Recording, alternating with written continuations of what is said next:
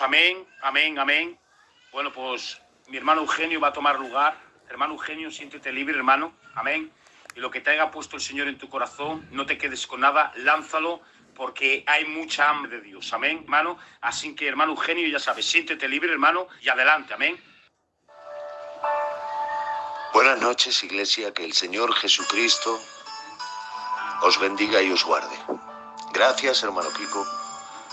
Que Dios te bendiga poderosamente, que Dios te guarde. Gracias de todo mi corazón, desde lo más profundo de mi corazón, hermano Kiko. Gracias por brindarme la maravillosa y grande oportunidad de poder hacer lo más grande que vaya a poder hacer yo en mi vida, que es ministrar la palabra de Dios, la poderosa palabra de Dios, a su santa, a su poderosa y a su amada iglesia en la tierra. No creo que vaya a hacer nada en el resto de mi vida más importante que esto. Ministrar la palabra de Dios a su amada y poderosa iglesia. Tenía dos mensajes, hermano. Tenía dos mensajes cuando me decías, hermano Eugenio, si te parece bien, si lo sientes de Dios, nos ministras algo. Yo tenía dos mensajes y había elegido uno. Y os prometo, hermano, que el Señor me lo ha cambiado. Me ha dicho, ese no, este. Y yo le he dicho, vale, Señor, el que tú quieras, todo es tuyo. Él me dijo, este. El mensaje de esta noche, hermanos, es importante, a mí me ha hecho bien. Es un mensaje con el que me identifico, tener esto en memoria, recordar lo que os acabo de decir. Es un mensaje con el que me identifico y es un mensaje que la primera persona que se lo debe de aplicar soy yo. Hay dos tipos de cristianos, hermanos. Está el cristiano fiel y verdadero, el cristiano que adora a Dios en espíritu y en verdad, el cristiano verdadero. Y luego está el cristiano que no lo es, que se viste como los cristianos, que habla como los cristianos, que se junta y se relaciona con cristianos, pero que el corazón, que es lo más interno, lo tiene lejos de la condición del cristianismo y del amor de Dios. Dos tipos de cristiano, uno fiel y verdadero y otro que juega, que intenta ser cristiano y la mayor parte de las veces no lo consigue. Espero, hermanos, espero y deseo que todos los que hoy estamos aquí reunidos seamos de ese grupo de cristianos fieles y verdaderos que sirven y aman a Dios en espíritu y en verdad. Pero hoy a Dios le ha placido que yo ministre este mensaje y yo en obediencia es lo... Adelante, Eugenio, adelante. Vamos a leer dos textos de las Sagradas Escrituras, hermanos, muy distantes el uno del otro, pero que al final los vamos a poder unir. El primero, si alguno tenéis Biblia, hermano, me gustaría que la abrieseis y que me acompañaseis en la lectura. El primero de los textos está en 2 de Colosenses, capítulo 2, versículo 15. Leemos lo que dice la palabra en el nombre del Padre, del Hijo y del poder del Espíritu Santo. Amén. Dice así: y despojando a los principados y a las potestades, los exhibió públicamente, triunfando sobre ellos en la cruz. Aleluya, gloria a tu nombre, Jesús. Y despojando a los principados y a las potestades, los exhibió públicamente, triunfando sobre ellos en la cruz. Está hablando de la persona de Jesucristo, hermanos míos. Aquí la Escritura está hablando de la persona de nuestro Señor Jesucristo y dice que despojando a los principados y a las potestades, los exhibió públicamente, triunfando sobre ellos en la cruz. Amén. Vino Cristo a la tierra, el Verbo se hizo carne, y despojando a los principados y las potestades, los exhibió públicamente, triunfando sobre ellos en la cruz. Es decir, con su muerte en la cruz, Cristo nos entregó el triunfo. Él vino para vencer, y venció. Él vino con la idea clara, con la orden expresa del Padre. Él vino a cumplir la obra que el Padre le dijo que cumpliera. Y en obediencia y en fidelidad, lleno de poder, guiado por el Espíritu Santo y la palabra de Dios, triunfó. Nos entregó el triunfo, exhibiendo públicamente a los principados y las potestades, exhibiéndolos públicamente sobre la cruz. Él trajo la victoria, Él nos trajo el triunfo. Pero recordar que hemos empezado el mensaje hablando de Él. Ahora vamos a hablar de nosotros, de los hombres. Y para empezar a hablar de nosotros, de los hombres, lo vamos a hacer desde el principio. Tan al principio que nos vamos a ir al Génesis. Leemos lo que dice la palabra en el libro del Génesis, capítulo 2, verso 17. Repito. Génesis, capítulo 2, verso 17.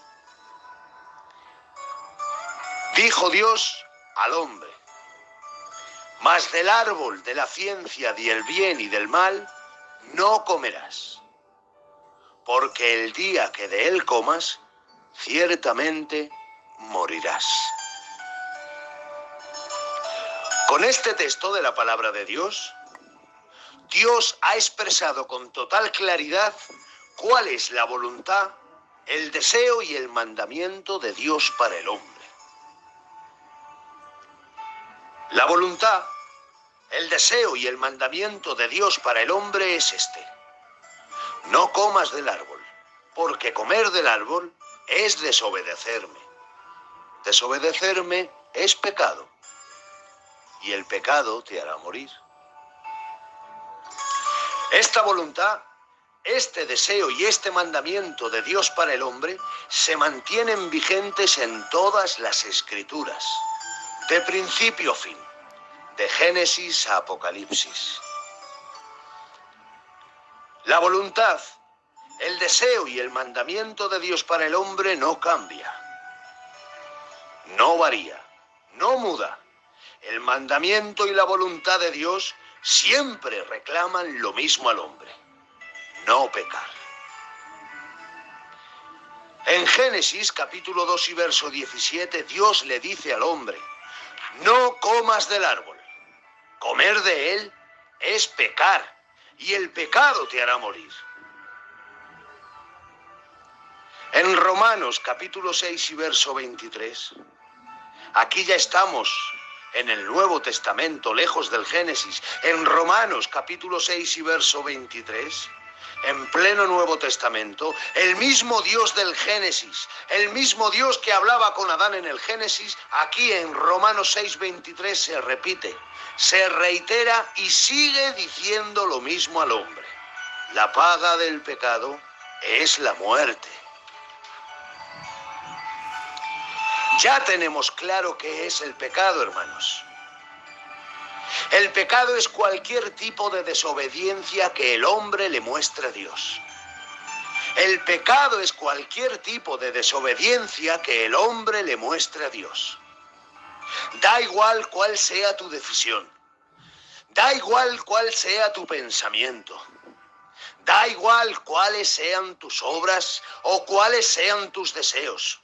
Si tus deseos, si tu decisión, si tus pensamientos o tus obras están fuera de la voluntad, del mandamiento y de la ley de Dios, ese será tu pecado, y eso es el pecado según la palabra de Dios. Aleluya. Ahora bien, hermanos, si ya sabemos qué es el pecado según Dios para el hombre, ¿Qué es la muerte? ¿Qué significado tiene la palabra muerte para Dios? Es muy fácil contestar a esta pregunta, hermanos. Para saber qué significa la palabra muerte para Dios, tenemos que leer el Evangelio de Juan, el capítulo 1 y los versos del 1 al 4.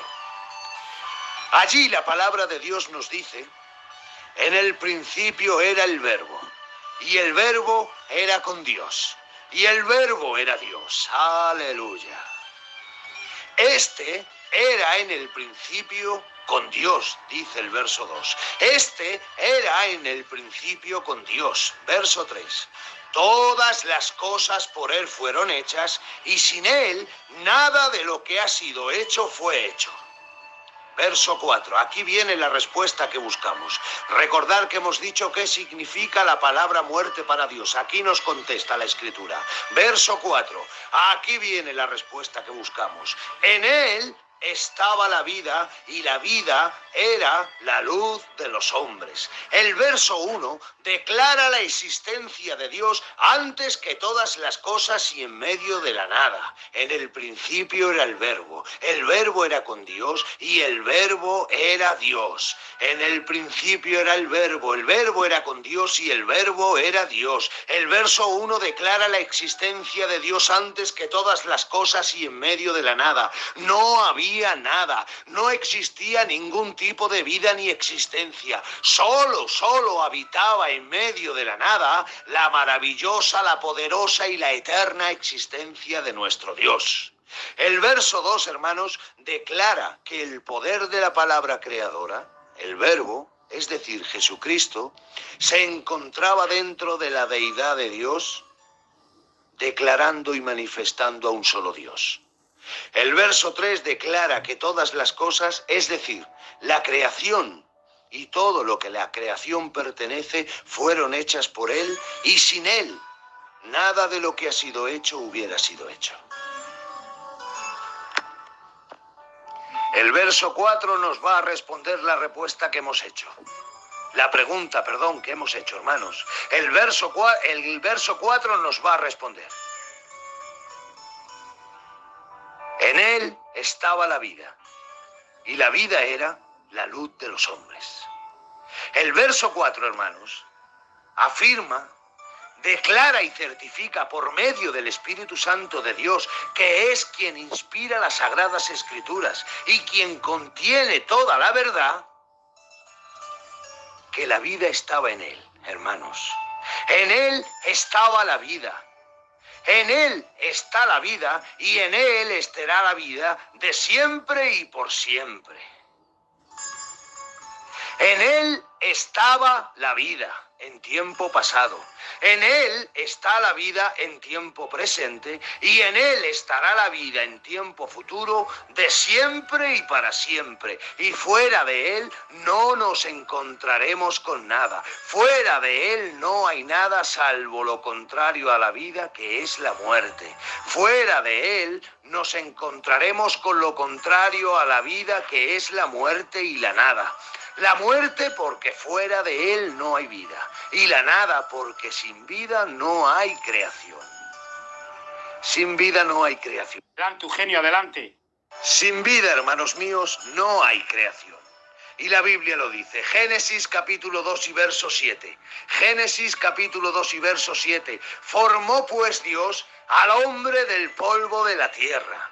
Formó pues Dios al hombre del polvo de la tierra. ¿Qué era el hombre cuando Dios lo formó del polvo de la tierra, hermanos? Nada.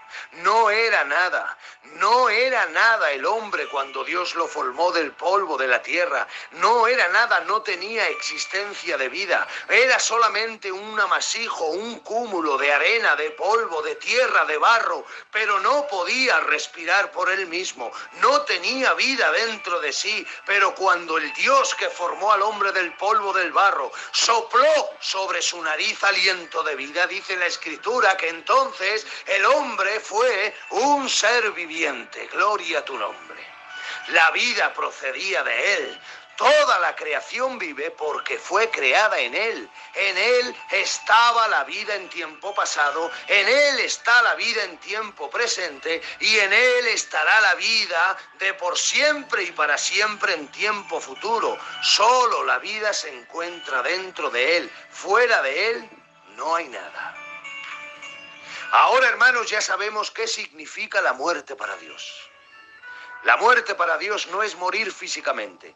La muerte para Dios no es el final de una vida humana. La muerte para Dios no es dejar de respirar. La muerte para Dios es estar fuera de Él. ¿Y cómo puede el hombre estar fuera de Dios? Pecando, hermanos, pecando. El pecado te saca de la voluntad de Dios. El pecado te saca de la voluntad de Dios y te pone en la muerte, que es la paga del pecado y el resultado de nuestra desobediencia a Dios. Entonces... Discúlpame que te toque otra vez, hermano Eugenio, pero es que no escuchan, hermano, y la verdad que es un mensaje que merece la pena escucharlo. Adelante, hermano. No te preocupes, hermano. Cada vez que la gente, como tú dices, lo más importante, hermano, es que la palabra sea escuchada. Así que cuando haya hermanos o hermanas que lo escuchen, pues hermanos, sin ningún problema, cortan. Os decía, hermanos míos, si los hombres sabemos qué es el pecado, si los hombres sabemos qué es el pecado, sabemos que el pecado es cualquier tipo de desobediencia que los hombres le mostremos a Dios. Si sabemos qué es el pecado, que es cualquier tipo de desobediencia que le mostremos a Dios, si sabemos que la paga del pecado es la muerte, y si sabemos también que el verdadero significado de la palabra muerte es estar fuera de la voluntad de Dios, hermanos míos, os hago una pregunta. ¿Por qué pecamos, hermanos? ¿Por qué pecamos, hermanos? Porque ciertamente pecamos. Ciertamente pecamos, hermanos. Lo dice la palabra de Dios. ¿Dónde dice la palabra de Dios que pecamos? En Romanos capítulo 3, verso 23. Allí dice, por cuanto todos pecaron, todos están destituidos de la gloria de Dios. Primera de Juan capítulo 1 y verso 8 dice, si decimos que no tenemos pecado, nos engañamos a nosotros mismos. Y la verdad no está en nosotros. Así que según la palabra de Dios, hermanos míos, según la poderosa y verdadera palabra de Dios, todos pecamos y todos tenemos pecados. Pero la pregunta es, hermanos míos, ¿por qué pecamos? Gloria a tu nombre, Jesús. ¿Por qué pecamos, hermanos? Si sabemos que la desobediencia es pecado, si sabemos que la paga del pecado es la muerte, si sabemos también que el verdadero significado de la palabra muerte es estar fuera de la voluntad de Dios, si tenemos todo este conocimiento, ¿por qué pecamos, hermanos?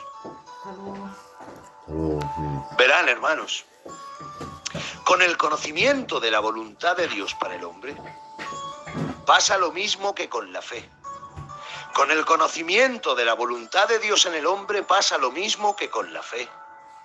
Santiago capítulo 2 y verso 26 nos dice que la fe sin obras está muerta. Santiago capítulo 2 verso 26 dice que la fe sin obras está muerta. La fe que no va acompañada por obras está muerta, hermanos. Con el conocimiento de la voluntad de Dios en el hombre pasa lo mismo. Con el conocimiento de la voluntad de Dios en el hombre pasa lo mismo, hermanos. Podemos leer y volver a leer cada día de nuestra vida la palabra de Dios. Y mediante la lectura de la poderosa palabra de Dios, adquiriremos el conocimiento de la voluntad de Dios. Mediante el conocimiento de la voluntad de Dios, descubriremos, hermanos, qué es el pecado. ¿Y qué es la paga del pecado? Y descubriremos también cuál es exactamente la paga del pecado. Pero de la misma manera que la fe sin obras está muerta, hermanos, de la misma manera que la fe sin obras está muerta, el conocimiento de la voluntad de Dios en nosotros, no puesto por obra, no llevado a la práctica y dejándolo que habite solo en la teoría, El conocimiento de la voluntad de Dios en nosotros está muerto, y lo muerto no pertenece a Dios, sino al pecado. Y de esta manera, hermanos, nunca saldremos del pecado que es la muerte. Lo muerto no puede dejar de pecar porque el pecado es su alimento. Evangelio de Juan, capítulo 8, verso 34. Dice, el que practica el pecado, esclavo es del pecado. El que practica el pecado, esclavo es del pecado. Primera de Juan, capítulo 3 y verso 8. El que practica el pecado es del diablo, porque el diablo peca desde el principio. El que practica el pecado es del diablo, porque el diablo peca desde el principio. Para esto apareció el Hijo de Dios, para deshacer las obras del diablo, gloria a tu nombre. Para esto fue manifestado en carne el Verbo de Dios, para deshacer las obras del diablo. Para eso vino el Cordero de Dios, para quitar el pecado del mundo. Pero hoy, hermanos míos, 6.000 años después del pecado de Adán en el huerto del Edén, hoy, queridos hermanos, 2.000 años después de que el Cordero Santo de Dios fuera por la voluntad del Dios Padre crucificado en la cruz del Calvario con el único propósito de quitar el pecado del mundo, hoy 2.000 años después, hermanos, de que el misterio de la piedad fuera consumado en la tierra, hoy, hermanos míos, el Dios que creó a Adán, el Dios de Abraham, de Isaac y de Jacob, el Dios de los apóstoles, el Dios de Israel, de los judíos y los gentiles, el Dios que creó al mundo, mira a la tierra y sigue encontrando pecado en el hombre. Sigue Dios mirando al hombre en la tierra y sigue encontrando pecado en el hombre.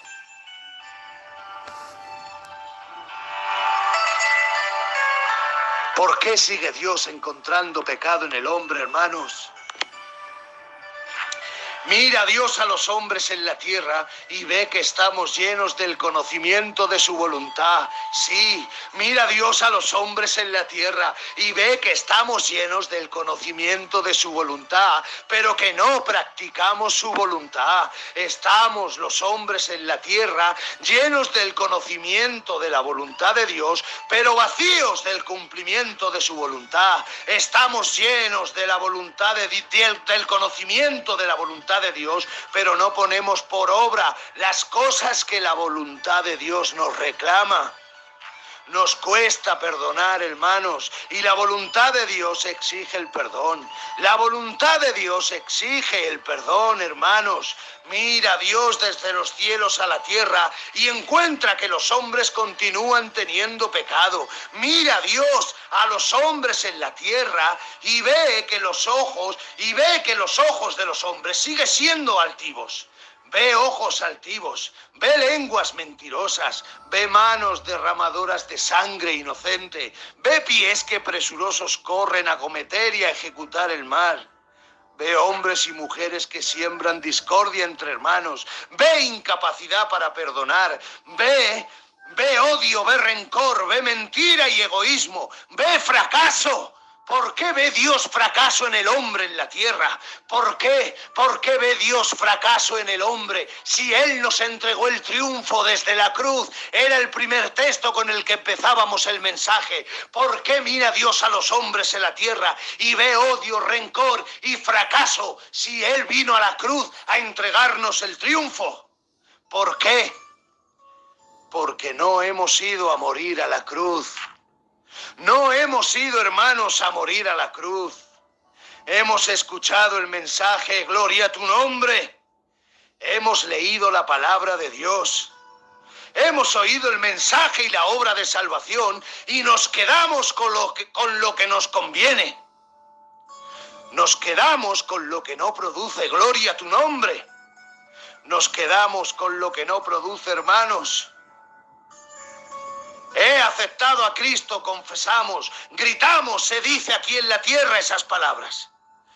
He aceptado a Cristo, he nacido como nueva criatura. No, no. La voluntad de la palabra de Dios, la voluntad de Dios debe ser realizada conforme Él lo dicta, conforme Él lo manda, conforme Él lo ha establecido. Ciertamente debemos ir a Cristo para alcanzar la salvación, amén. Ciertamente debemos ir a Cristo, pero cuando nos encontremos con Cristo, hermanos míos, cuando nos encontremos con Cristo, no podremos evitar que Cristo quiera hacer morir nuestra vieja persona. Cristo va a querer hacer morir nuestra vieja persona. Si queremos que nuestra vieja persona continúe con vida, porque todavía hay cosas en nuestra vieja persona que anhelamos y que queremos, entonces no habrá salvación, entonces no habrá cambio, entonces no habrá posibilidad de renacimiento como nueva criatura. Para que haya posibilidad de renacimiento como nueva criatura, debemos de dejar que la vieja criatura con la que hemos vivido vaya a la cruz del Calvario con Cristo, sí, y allí juntamente con Cristo muera, inspire y muera, para que venga la resurrección y la vida, para que venga el renacimiento como nueva criatura en Cristo Jesús, porque los que han nacido en Cristo Jesús, estos no pecan, porque la simiente de Dios permanece en ellos y no les deja pecar. Amén. Aleluya. Gloria a tu nombre, Jesús.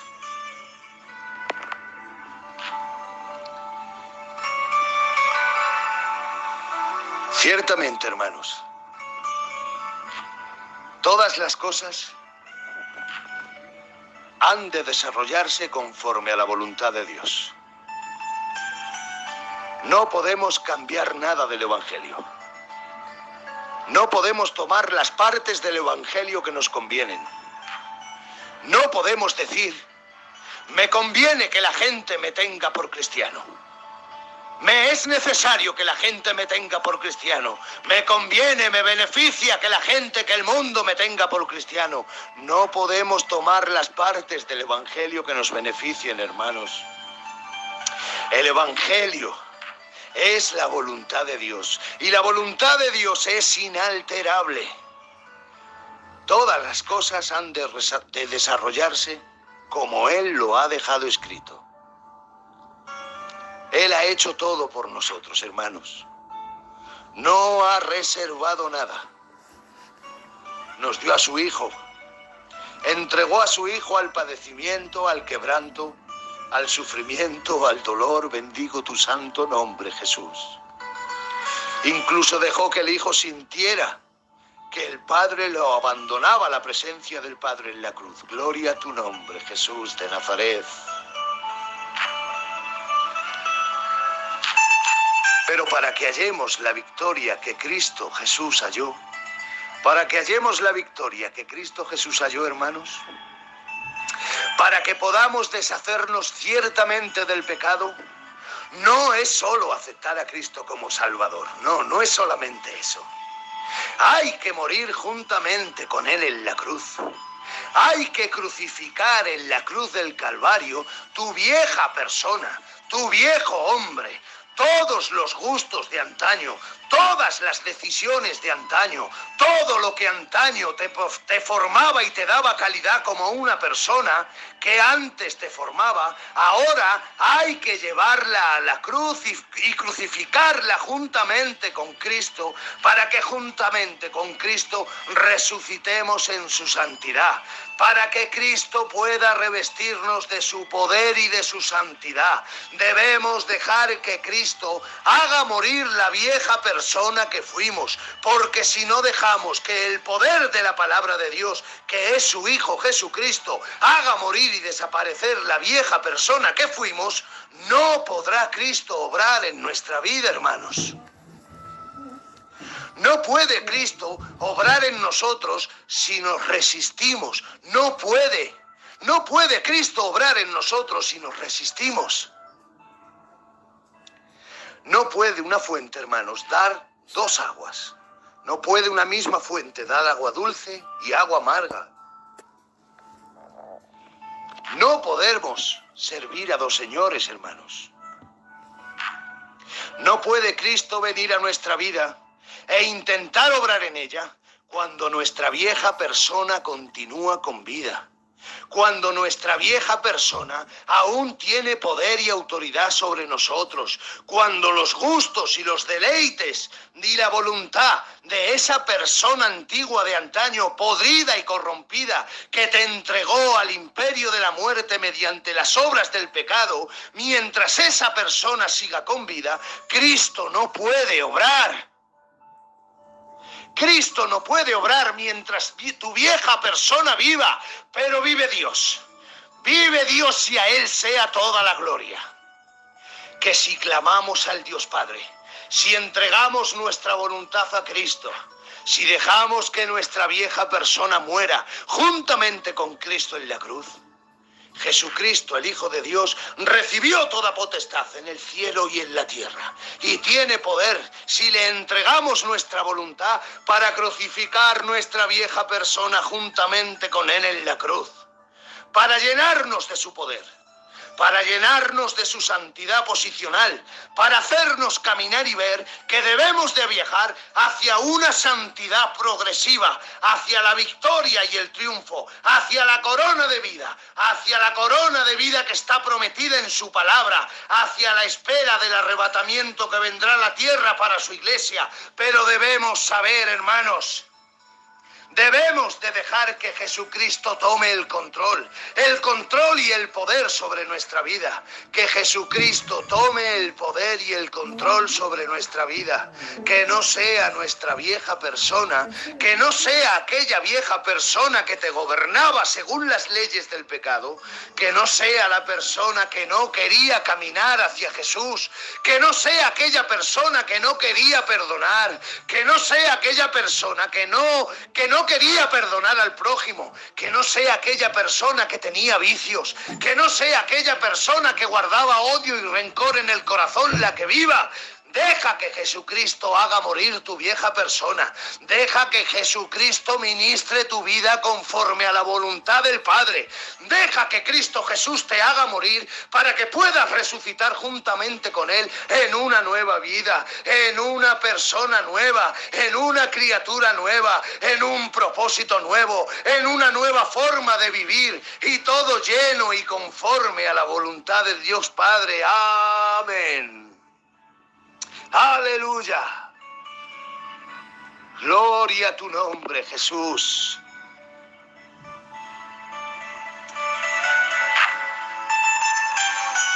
La voluntad del hombre, hermanos.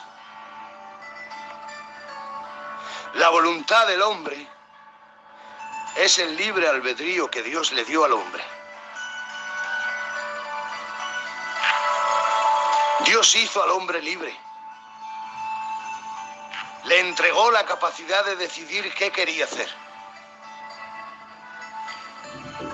La libertad del hombre no quiere el yugo de la voluntad de Dios. Oh, gloria a tu nombre, Jesús. La libertad del hombre no quiere el yugo de la voluntad de Dios, porque el yugo de la voluntad de Dios habla de unión. Gloria a tu nombre, Jesús. Habla de esfuerzo. Habla de propósito, de trabajo, de labrar la tierra. Por eso la libertad del hombre no quiere el yugo de la voluntad de Dios. Hombre no quiere el yugo de la voluntad de Dios. Pero Cristo, bendigo su santo nombre de noche y de día. Jesucristo, el Hijo de Dios, nos dice en Mateo 11:29. Aprended de mí. Oh, gloria a tu nombre. Aprended de mí, que soy manso y humilde de corazón, para poder llevar conmigo el yugo de la voluntad de mi Padre. Gloria a tu nombre. Aprender de mí, que soy manso y humilde de corazón, para poder llevar conmigo el yugo de la voluntad de mi Padre. Oh, gloria a tu nombre. Aprended de mí, que soy manso y humilde de corazón. Aprended de mí. Yo puedo hacerlo. Vosotros también podéis hacerlo conmigo. Aleluya. Todo lo podéis en Cristo Jesús, que os fortalece. La libertad, hermanos. La libertad del hombre, sin la vida de Jesucristo, el Hijo de Dios, no es nada. Repito, esto es muy importante. Prestar atención, hermanos. La libertad del hombre sin la vida de Jesucristo, el Hijo de Dios, no es nada. La libertad del hombre sin la vida de Cristo no es nada. Solo es una tierra árida, dura, seca, que no puede recibir semilla ni entregar siquiera un fruto. Pero la vida de Jesucristo, el Hijo de Dios, sin la libertad del hombre sigue siendo vida.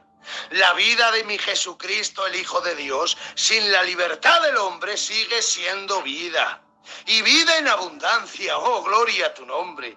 La vida de Jesucristo, el Hijo de Dios, sin la libertad del hombre sigue siendo vida. Pero la libertad del hombre, sin la vida de Cristo, el Hijo de Dios, no es nada. No es más que una tierra que no ha sido arada, una tierra dura, una tierra seca, una tierra árida y muerta que no puede recibir semilla en sus entrañas y no puede por ello entregar ni siquiera un fruto. Gloria a tu nombre, Jesús. Desarmémonos ante Cristo, hermanos. Desarmémonos ante Cristo, por favor, hermanos, lo pido, por favor. Tiremos todas nuestras armas ante Cristo. Tiremos el orgullo, la ira, el odio, el coraje, el resentimiento.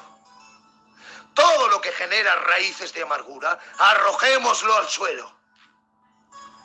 Mostrémonos ante la presencia de Jesucristo, desnudos y reconociendo lo que somos, para que Él nos vista y nos cubra con su santidad. Para que nos sitúe en su santidad posicional. Para que nos ayude y camine con nosotros en todo momento hacia la victoria. Pero desarmémonos, hermanos, desarmémonos ante Cristo. No contendamos con Él. No contendamos con el Hijo de Dios, porque no es de sabio contender con el Omnipotente. No cuestionemos su voluntad, porque su voluntad es perfecta. No cuestionemos su camino, porque su camino se dirige hacia la salvación. Mas los caminos del hombre, todos acaban en la perdición y en la muerte. Obedezcamos a Dios, hermanos, cumpliendo su voluntad. Caigamos humillados ante la cruz y entreguemos a Cristo toda la potestad sobre nuestra vida, toda autoridad sobre nuestra vida. Digámosle a Cristo: vengo a tu persona a morir, a morir. Cuando vayamos a la cruz, hermano de Jesucristo, no marchemos a la cruz a compadecernos de Jesucristo. Hay hombres que van a la cruz a compadecerse de Jesucristo. No marchemos a la cruz a compadecernos de Cristo. Cristo no necesita que nos compadezcamos de Él. Cristo lo que quiere es justo lo contrario. Quiere que cuando marchemos a la cruz demos autoridad y permiso a Cristo para que Él pueda compadecerse de nosotros. Porque nuestro Jesucristo, el Hijo de Dios, es el Verbo de Dios hecho carne. Jesucristo en la cruz del Calvario, clavado de pies y manos, herido y llagado, con el costado traspasado, agonizante y a punto de morir, tiene más poder y autoridad que toda la humanidad junta. Hay más santidad que en toda la humanidad junta. Jesucristo, el Hijo de Dios en la cruz, sigue siendo la resurrección y la vida. Así que cuando vayamos a la cruz, vayamos a morir con Cristo, no a compadecernos. Vayamos a la cruz a decirle: te acepto como Salvador. Y no solo te acepto como Salvador, sino que te entrego la voluntad, la autoridad y la potestad sobre mi vida, para que cojas esta vieja persona que tengo, esta persona corrompida por las leyes del pecado, y hazla morir contigo juntamente en la cruz.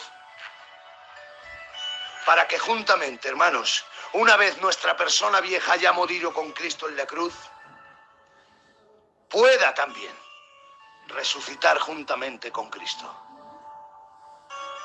Para ya no ser nunca más lo que fuiste, sino para ser, a partir de ese momento, todo lo que Dios quiera de ti, todo lo que Jesucristo quiera de ti y de mí.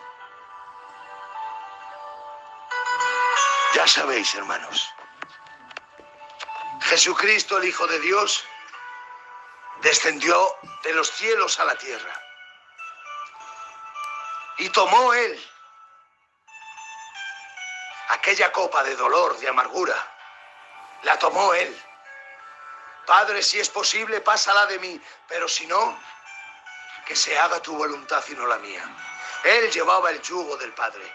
Él dice, aprended de mí que soy manso y humilde de corazón, para poder llevar sobre mí el yugo de la voluntad de mi Padre. Vosotros no podíais, vosotros no queríais, pero vine yo y metí mi cabeza bajo el yugo de la voluntad de mi Padre y os entregué el triunfo. Cogí a los principados y a las potestades y los exhibí públicamente, triunfando sobre ellos en una cruz.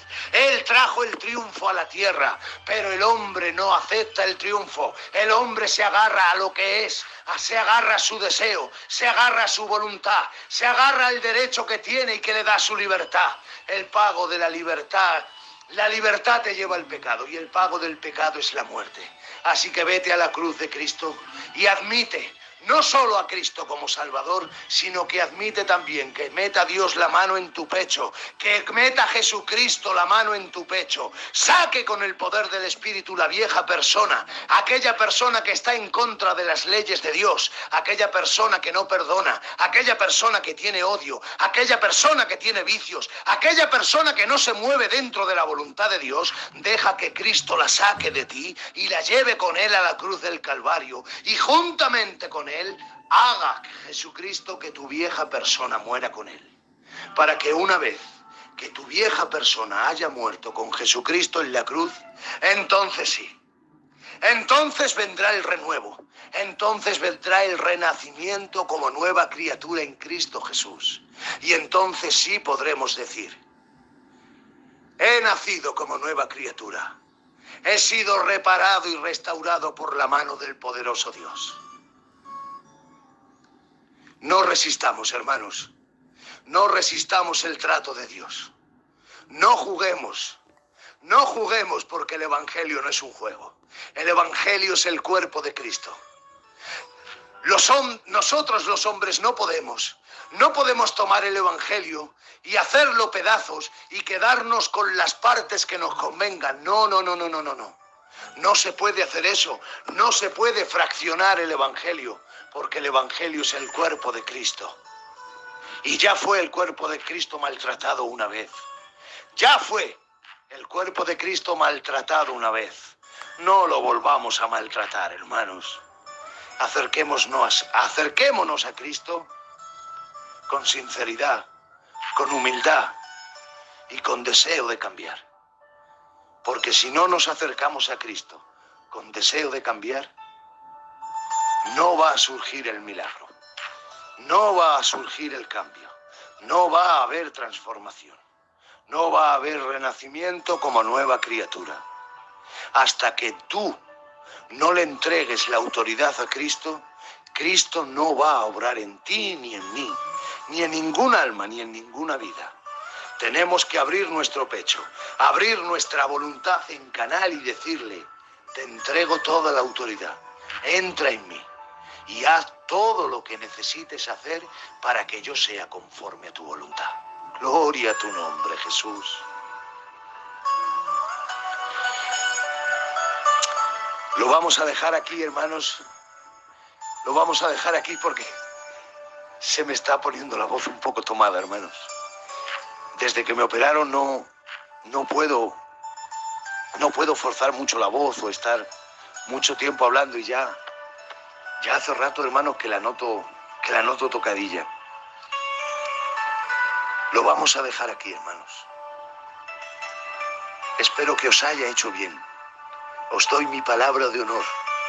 Dios es testigo de lo que digo, que mi único propósito es hacer bien a la Iglesia de Cristo, es ministrar la verdad de la palabra de Dios. No hay ningún otro propósito en mí.